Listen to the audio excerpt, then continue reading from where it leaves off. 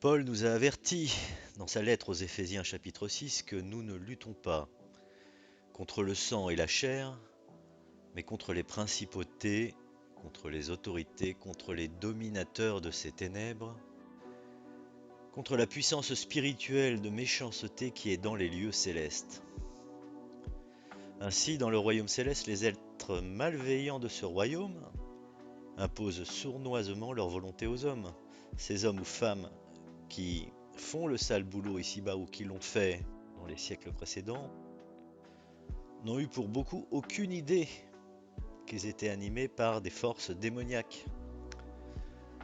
N'oublions pas non plus ces versets dans la deuxième épître aux Corinthiens chapitre 11, verset 13, où il est dit: car de tels hommes sont de faux apôtres, des ouvriers trompeurs se transformant en apôtres de Christ. Et ce n'est pas étonnant car Satan lui-même se transforme en ange de lumière. Ce n'est donc pas chose étrange si ces ministres aussi se transforment en ministres de justice, desquels la fin sera selon leurs œuvres. Et la question que je vous pose du coup, c'est qui sont ces ministres de justice aujourd'hui? Vous ne voyez pas? Vraiment? Pourtant les chrétiens savent que le chemin est étroit.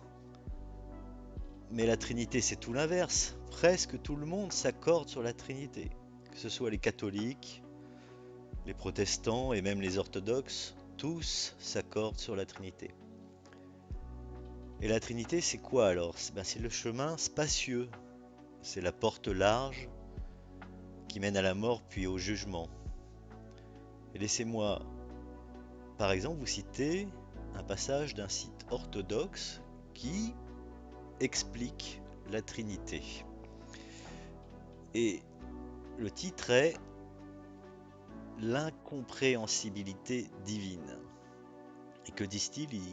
Ils disent: on prend quelquefois l'image d'un triple flambeau, lumière unique, non partagée, mais distribuée à égalité dans les trois luminaires. Du point de vue intellectuel ou philosophique, cette révélation est inaccessible parce qu'elle est incompatible avec la logique humaine qui est plutôt binaire ou dialectique. La Sainte Trinité n'est pas pensable, elle n'est pas compréhensible, elle n'est pas réductible à un raisonnement humain ou angélique. En revanche, les croyants sont invités à en vivre, et tous les sacrements ont une profondeur trinitaire. Le Christ propose l'expérience de l'amour interpersonnel sur le modèle divin. Alors en clair, ce qu'on vous dit, c'est n'essayez pas de comprendre.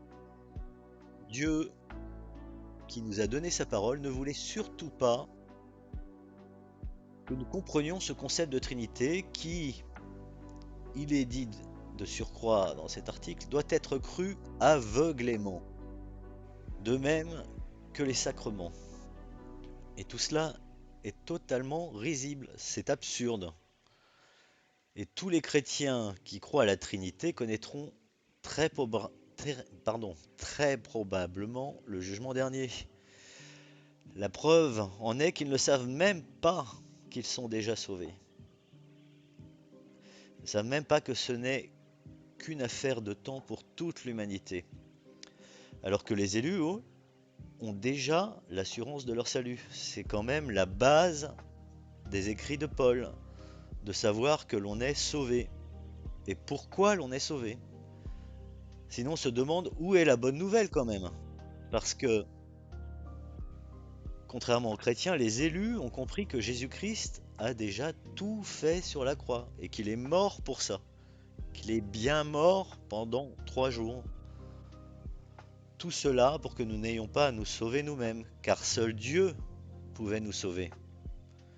Et c'est pourquoi les chrétiens qui disent comprendre pourtant la portée du sacrifice de Christ devraient en fait célébrer tous les jours la victoire de Christ sur la mort, et non plus trembler à l'idée de leur salut, car Christ s'est offert pour nous. Il a pris la balle mortelle à notre place, il est notre sauveur. Notre sauveur de quoi? De la mort, justement. Car comme il est dit en Ecclésiaste, chapitre 9, verset 5, car les vivants savent qu'ils mourront, mais les morts ne savent rien du tout. Et il n'y a plus pour eux de salaire, car leur mémoire est oubliée. Et donc, contrairement aux chrétiens qui ne comprennent pas ce qu'il s'est vraiment passé ce jour-là, moi, je sais que je suis sauvé et que je régnerai avec Christ.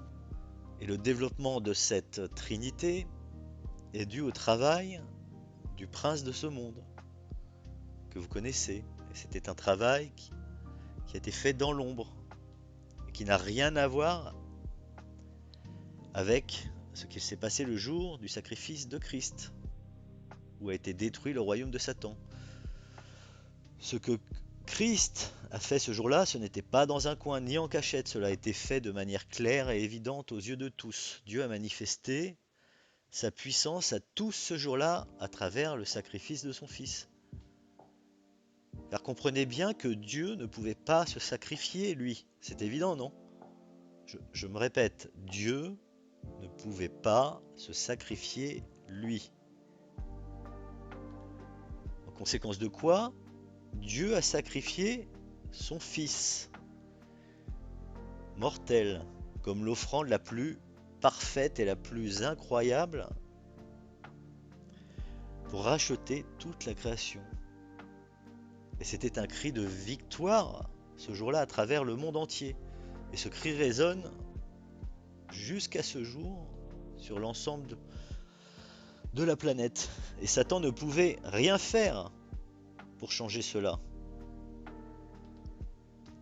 Il a donc choisi de mentir, d'induire en erreur tous ceux qui peuvent l'être, afin que le monde ne sache pas qu'il a déjà perdu ce jour-là, il y a 2000 ans, afin de gâcher la fête jusqu'au bout.